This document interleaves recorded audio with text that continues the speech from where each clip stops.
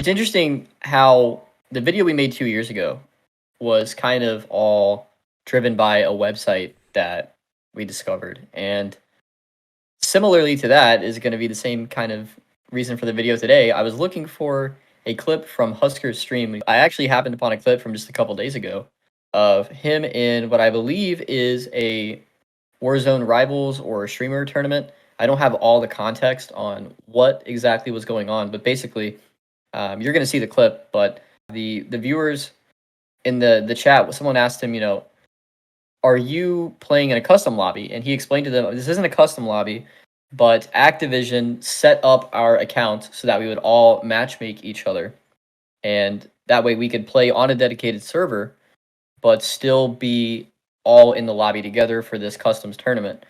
And basically, in doing so, kind of acknowledged that Activision does have the ability to directly control what lobbies people can get into. Like direct control, not only of skill-based matchmaking of putting you in a lobby of similarly skilled players, but literally they can set that to whatever parameter they want. They can set it to individual accounts. They can set it to other factors.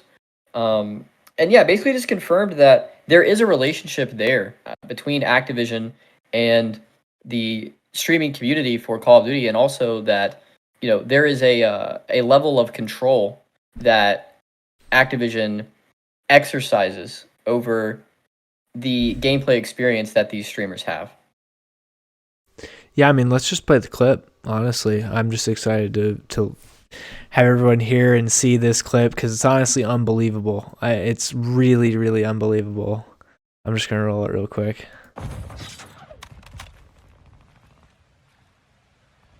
Is this a private match? It's not a customs match, but they basically whitelisted all 54 of our accounts to where when we queue into like a public mini royale game, we're the only ones that will be in the same game, or like we'll all be in the same game.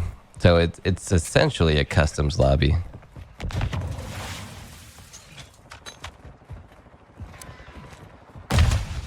What? Like what? Here, the craziest part about what rank it. Am I in Warzone? The craziest part about it is like he doesn't even really seem to. I don't even think that he understands the ramifications of what he's saying and admitting to in this context. Like, obviously at face value, he's answering a question from the stream about like, hey, how is it possible to do a tournament like this? How does that work exactly? And then he explains the logistics of it, which proves that this functionality does exist in the game to say have the developers select certain players and decide what lobbies they can be put in or can't be put in, which is insane. Yeah, so we made a video about Activision whitelisting, right, streamers into easy lobbies to have a enjoyable experience for the viewers watching, to make the game look fun, to help market the game and make it look appealing to people that may already play or be interested in trying the game out.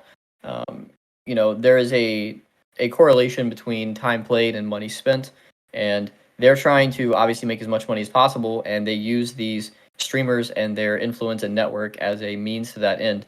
There's been a lot of data collected on how much money is made off of Twitch, and how Twitch and YouTube and other media platforms like TikTok as well, how they influence and impact the sales of a game, player retention. And it's no secret that games that have a lot of viewers on Twitch typically get more sales, and they have more active concurrent players on their games. So, Activision uses these Twitch streamers to market their game, to promote it, to get more sales, to retain players. And we talked about this a couple of years ago, and this is really just another little clip kind of substantiating the possibility and likelihood of that happening. Yeah, I mean, it's insane to hear that just such irrefutable proof at this point, where someone as reputable as Huskers, who's a very prolific streamer in the Call of Duty space, he's a Call of Duty partner.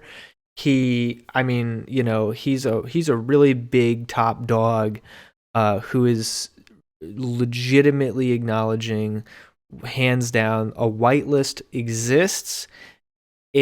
A whitelist, we theorized before, allows these people on the whitelist to never be banned for cheating or hacking it or anything like that. But also, this whitelist allows people, which he is saying definitively, it allows people to be hand-picked or kind of selected out of the group to only be allowed to match into certain lobbies or with certain people. And then you have to think, like, well, how do those systems work, right? He says, let's just replay it really quick, the part where he kind of explains the type of lobby this is. That will be in the same game. Only ones that will be in the same game. Or like we'll all be in the same game. So it's essentially a customs lobby.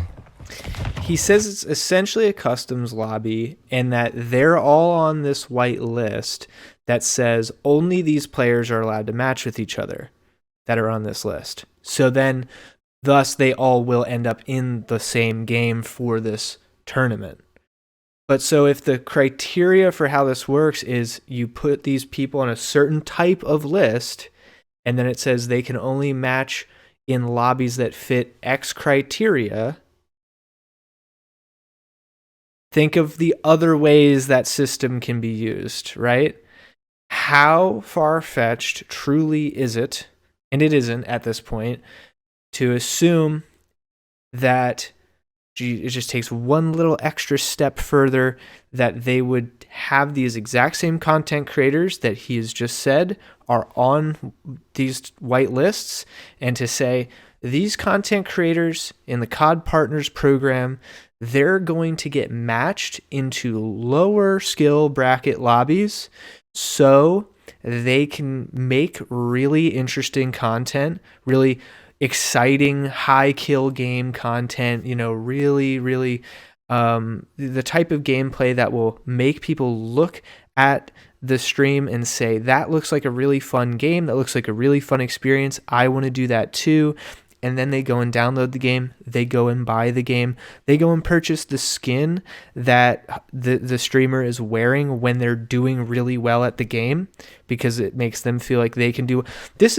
Which, by the way, that psychology is not ridiculous. I mean, people would buy, back in the day, our parents' generation probably, for most of you, or even some of you when you were growing up, bought Nike shoes because it made you feel like you could be an athlete. You bought Jordans because when you wore them on the basketball court, it made you feel like you could maybe play half as good as Michael Jordan.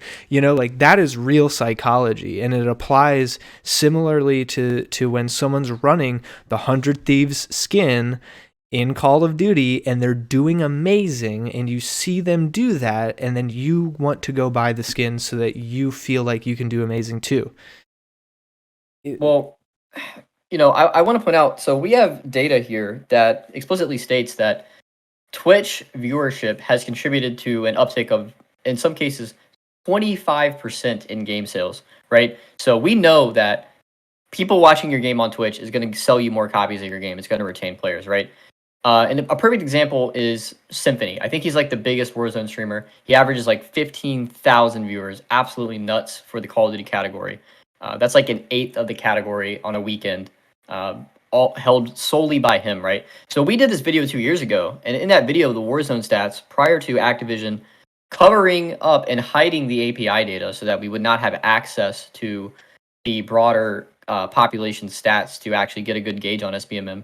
We showed you that Symfuhny with a 4.7, I think it was, KD, 4 upwards of 5 KD, was on average playing in what the website categorized as bronze lobbies of players with 0.6, 0.7 average KDs, and me with a 2.4 or 2.5, whatever I had, was playing in diamond lobbies with players that had an average of a 1.2 KD, right? So you could see a massive disparity there. Why is someone with way better stats than me getting in way easier lobbies consistently, right? And we checked not only, with Symfuhny, but we checked with Mutex, Huskers. Like, we looked at a litany of big popular streamers with influence and impact on the Call of Duty community that would be advantageous or viable partners for Activision to help market the Call of Duty games, right? So we saw this data. We looked at it. We looked at my stats. We looked at Chandler's stats. We looked at the stats of these big streamers. There was a massive disparity there. And we theorized as to why that could be based on the information that, a whitelist exists that exempts these popular streamers from being banned via mass reporting. Activision knows who these people are. They're aware of them. They're Call of Duty partners. They know not to ban them to prevent that from happening to them. Now we know that they can control what lobbies they get put in. We theorized that before. Now we have definitive confirmation from a Call of Duty partner that that is the case. And then, who's to say that they're not controlling what lobbies they get in? Why wouldn't they put them in easier lobbies, right? Because we know that that's going to help game sales, right? They want the game to look fun. And, you think about, why is that a problem? So what's the big deal, right? Streamers get in easier lobbies than you. Who cares? Or Activision can control, they get in lobbies for tournaments, right? Who cares? Why does that matter? Well, the reason that it's morally objectionable, and I want to clarify before I go into this, this is not targeted at the streamers, right? The intent of our content is not to villainize Symfuhny or Huskers or Mutex or any popular Warzone content creator, right? Because I don't think that they're necessarily in on it. I don't think that they have any control. I think that these are things probably Activision does to their accounts, and maybe does or does not disclose to them that it's the case, but it's not up to them, I don't think. And this is really about the greed and the kind of scummy practices that Activision engages in when it comes to marketing their game and trying to get sales and taking advantage of the consumer, right? Why does it matter that they're getting in easier lobbies than you, right? Why should you care? Well, the problem is that when you watch these streamers and you see them have fun and you see them in good lobbies, they're doing well, they're smiling, they're having a great time, right?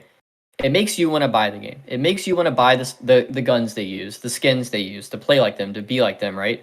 It makes you want to experience what they're experiencing.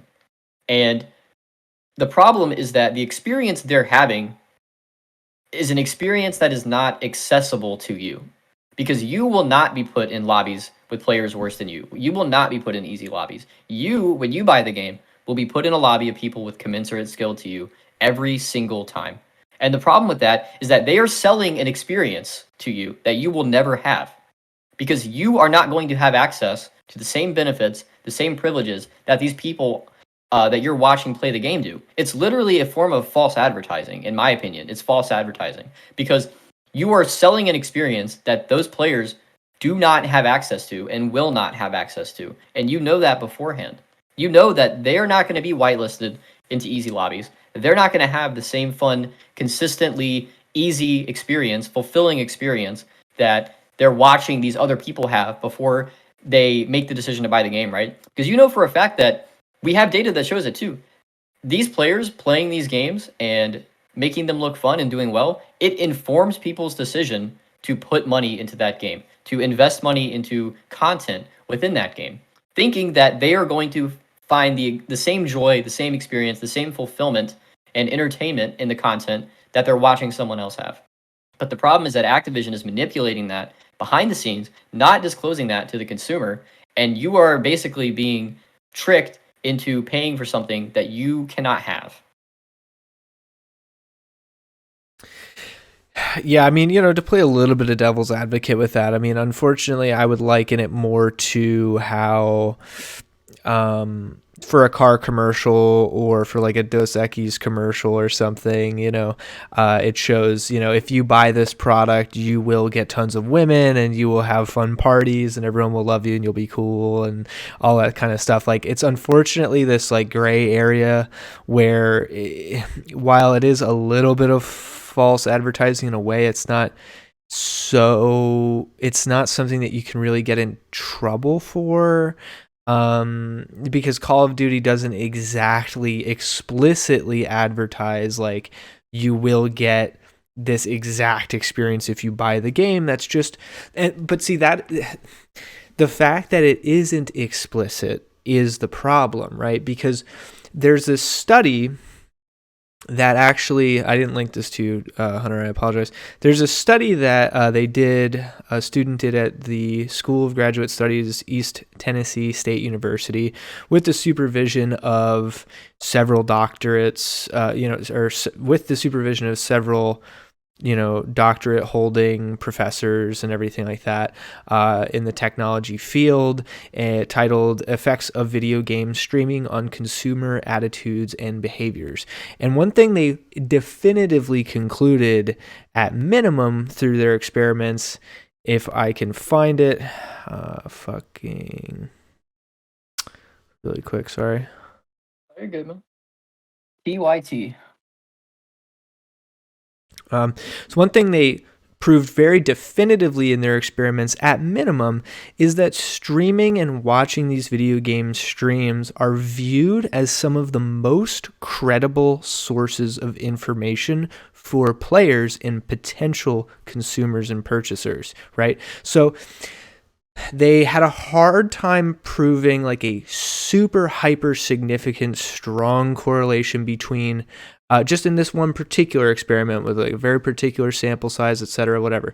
They had a harder time proving like a strong correlation between like direct, I'm watching a stream, now I'm buying a thing, because there's a lot of steps in between. There's a lot of variables that are at play there. But they very easily proved that heavier, like people who are familiar with this field at all, like gamers, when they're watching streamers play a game in what appears to be a very organic, casual kind of setting where it's just this unedited, free-flowing, I'm just sitting down playing a game format, they're way more likely to perceive that content as useful, credible, and a valuable source of information, which they obviously then apply when they are making their decisions. Like you can, and they state even in this study too, they say that therefore it would suggest, and you can assume that correlation between the perceived usefulness of the information, the perceived credibility the streamers have playing the game, that they would use that information when they're making their purchasing decisions and their decisions on what game to play when they sit down after they come home from school or work or whatever. Not a very big logical leap there. Right. I mean, we already know that it informs their decision, and that is what they consider a credible, valuable source of information. What do they do with that information, right? It influences how they view the game, whether or not they'll purchase the game, how they'll play the game, right? That's exactly what that does. So I don't think it's a very far leap at all. I mean, to me, it makes logical sense, right? We know that we have a study from a senior analyst at Twitch saying that Twitch impacts video game sales for the positive.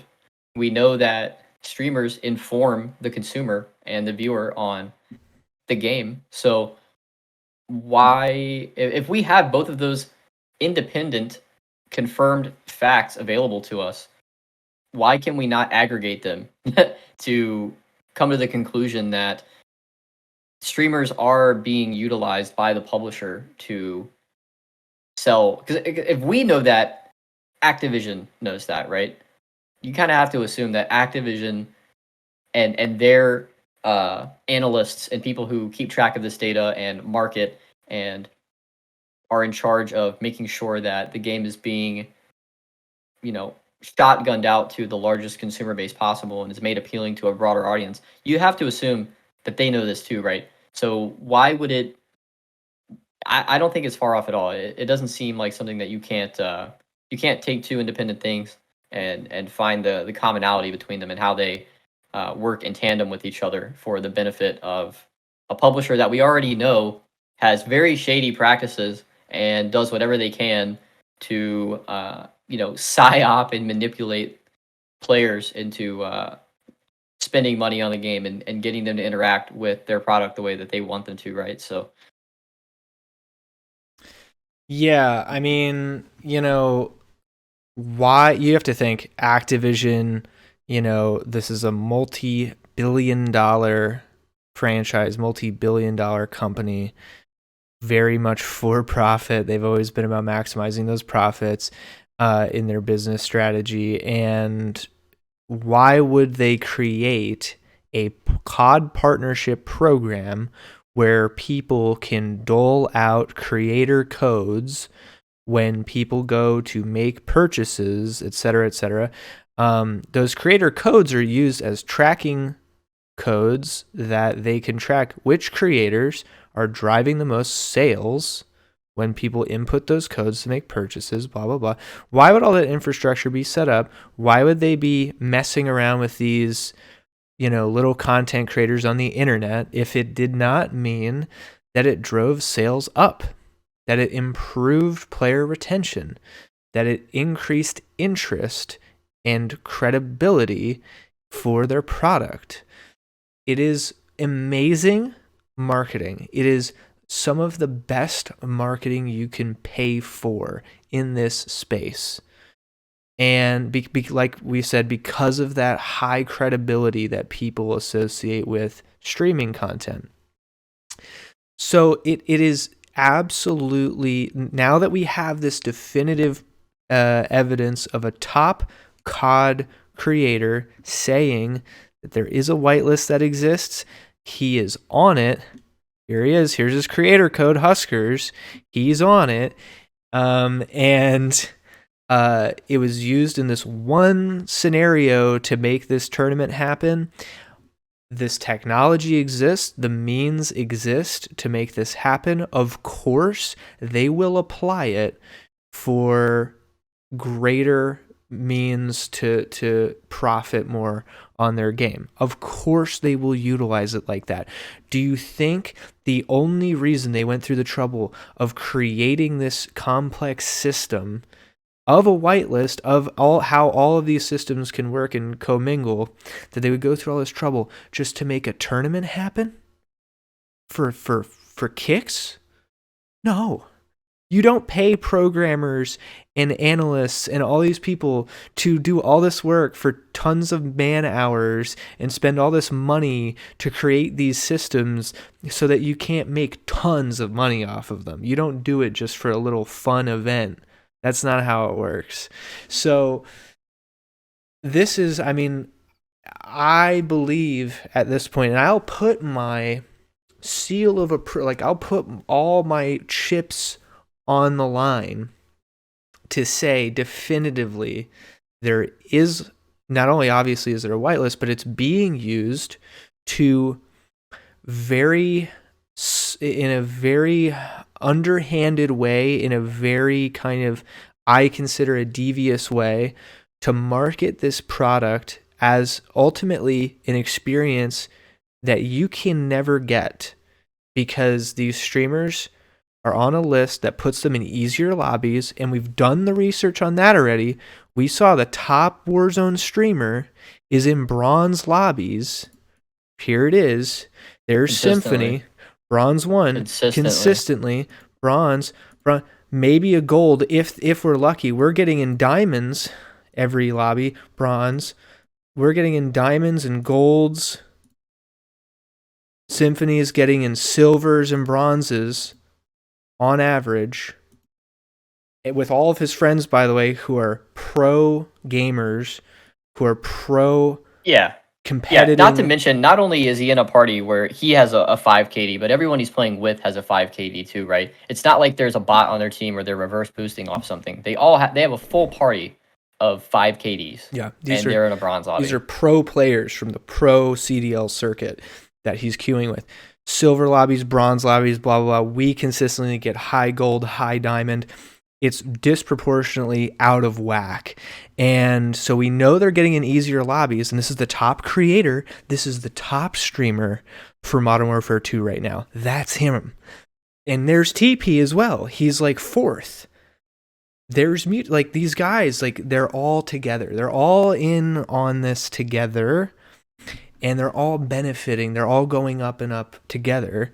And so we know they're getting easier lobbies, and that's because this system's in place. The whitelist is in place. It allows them to make sure they get in easier lobbies because no one wants to watch a stream of Symfuhny dying 18 times in a row because of just the BS that we know is in Modern Warfare 2. We know, we've all been playing I don't hate Modern Warfare 2, but it's an unforgiving experience if you're actually getting matched with players at your skill level and you have a higher than a 1.2 KD.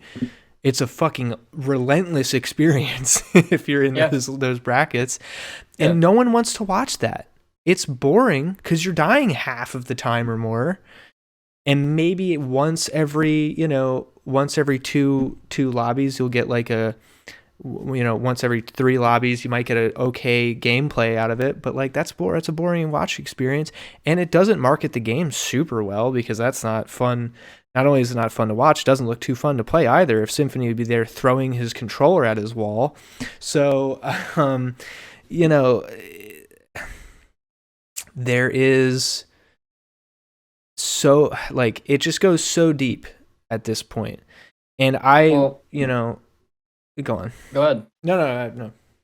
I was going to say, to clarify again, I think ultimately it is Activision that should be vilified for doing this, right? No, I agree. And I think you make an excellent point about having the tools put together, having the infrastructure in place to whitelist streamers and big Warzone rivals, Twitch rivals, influencers that participate in these tournaments. They don't spend the money and the time and the resources developing a system like that and creating the infrastructure to use it once or to use it only for Twitch rivals tournaments, right? Like once they have that, they're going to get every single thing they can out of it. We've seen them do it with every other resource, right? Skill-based matchmaking. The freaking game's engines. They are going to use every last bit of a resource until it's gone and get every mile out of their infrastructure that they possibly can. So they're not going to have that system in place and then not use it, except sparingly, right? Same thing with skill-based matchmaking. We know that skill-based matchmaking has existed for years and years and years. There was a time when it was only implemented in certain game modes for certain people, right? Ranked playlists, etc. League play, whatever it may be. But the systems, the infrastructure has always been in place, and now they are actually, maximizing their efficiency and getting every single last bit of use that they can out of those systems. So I think you make a good point about that. If it exists, we would be foolish to say, oh, Activision is not using one of the tools in their toolkit. No, they're absolutely using every tool in their toolkit to make every dollar possible. And it shows because, dude, it's working. Like the best-selling COD in what, 10 years? The best-selling COD of all time, I think. Modern Warfare 2 was the best-selling COD of all time, topped 800 million in sales revenue in only 3 days. This stuff is working so well. Why would they let off the gas? Why would they stop using all the tools in their toolkit? You don't hit these numbers by not using every tool of the trade and trick in the book. You know what I mean? They have pulled out all the stops at this point with Warzone 2 and now Call of Duty Modern Warfare 2 2022. We are in the absolute full swing, most matured form of all these horrific things we read in those patents that were filed years ago about the skill-based matchmaking algorithms and how they will just trick people into feeling like they're having an experience that they're not really having, and that the game is something it's not exactly, and making lower skilled players just all these different things, increasing retention, increasing purchasing, which we now know because some developers have come out and said definitively, verbatim, these systems are made to maximize retention. They are literally created to make sure you never get off the game, that your play session lasts as long as it possibly can, because the longer you play, the more likely it is that you'll buy something. And that's how every website is set up since the beginning of time. That's how every TV show has been set up, since the inception of television. That's how it all works. Keep them engaged for as long as possible, because the longer they're engaged, the more likely they are to buy. This is not rocket science. And then whatever they buy, you can just change it whenever you want, right? So, I mean, speaking of buying, I mean, look at the Rose skin, right? The LA Thief skin that they added to the game. I mean, you think they didn't know that that was going to be a problem when they were adding it to the game? I mean, they had to nerf the Rose skin twice in Warzone 1. Like, we had 3 renditions of the Rose skin. They were very aware that that skin was causing issues in Warzone 1. And, I'm pretty confident in saying Rose was their best-selling operator skin. That was their best-selling microtransaction bundle in Warzone 1 for sure, because you saw so many roses in every freaking lobby.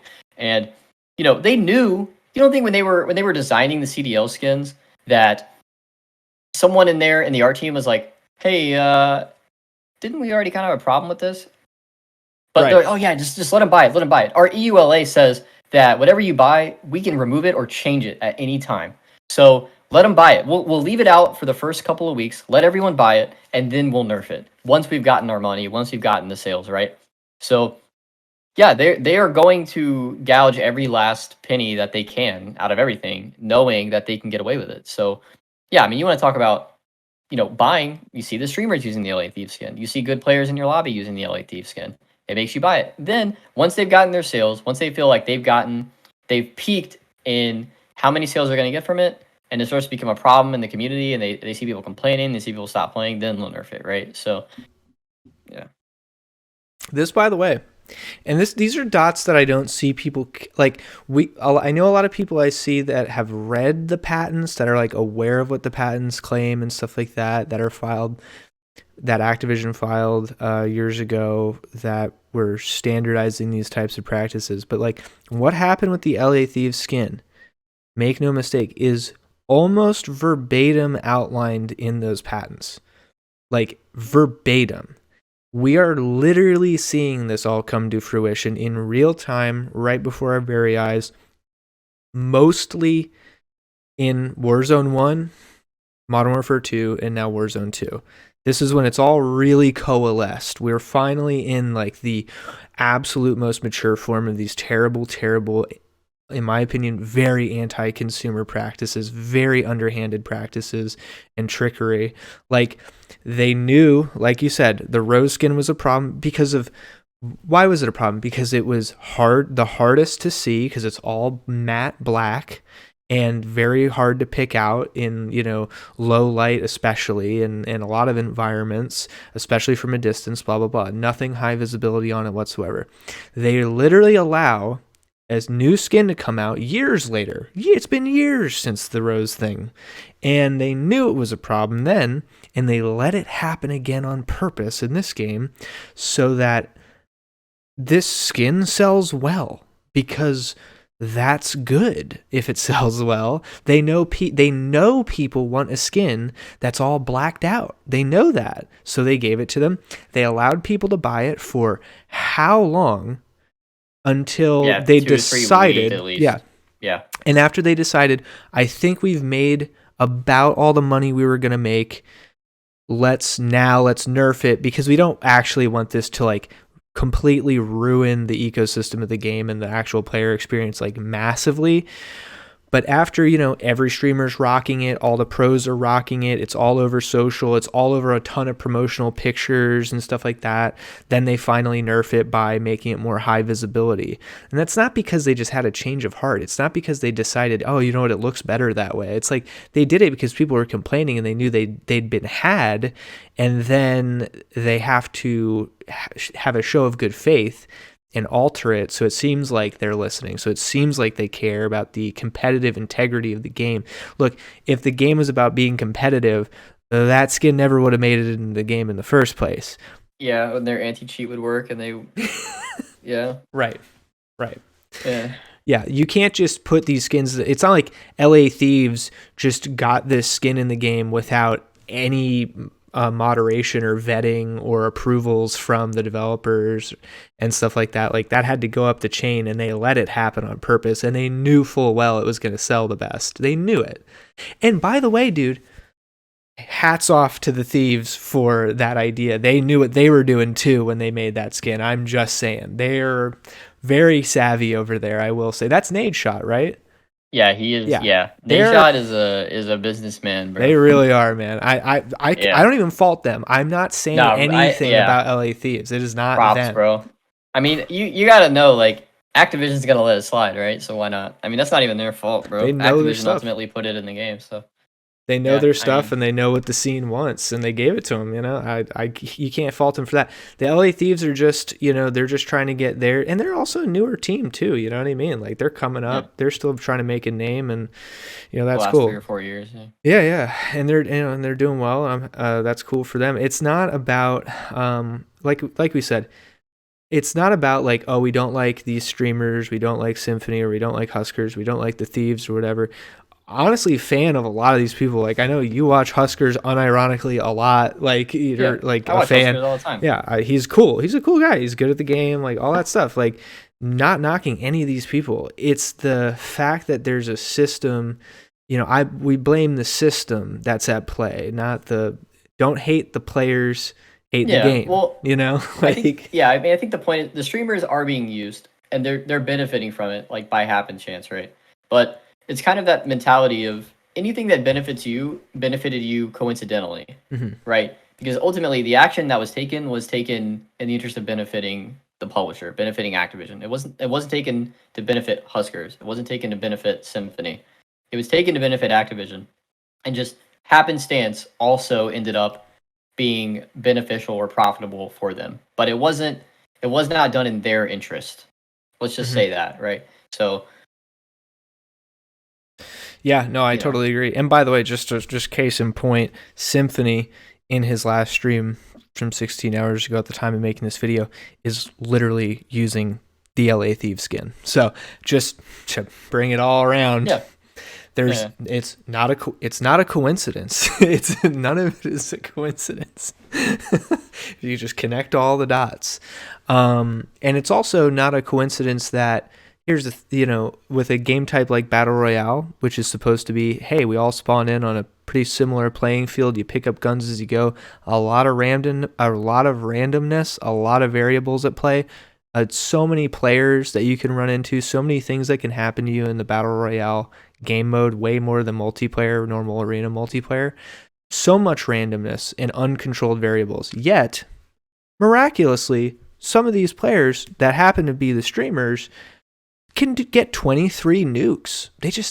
They seem to have really good luck. Like they just never seem to get killed by a hacker. They never seem to just have these just really random things that if you're in a lobby of people with comparable skill who also can get 23 nukes in a row or whatever, when you're playing against people with comparable skill like that, that would never fly. It would never work. Strategies and plays and aggressive play styles that you would be completely punished if you would actually try to go in the game and do it yourself if you were anywhere near this skill level. It's just weird that these random happenstances just don't seem to befall these streamers quite as often as they do if you would do them and you would attempt them,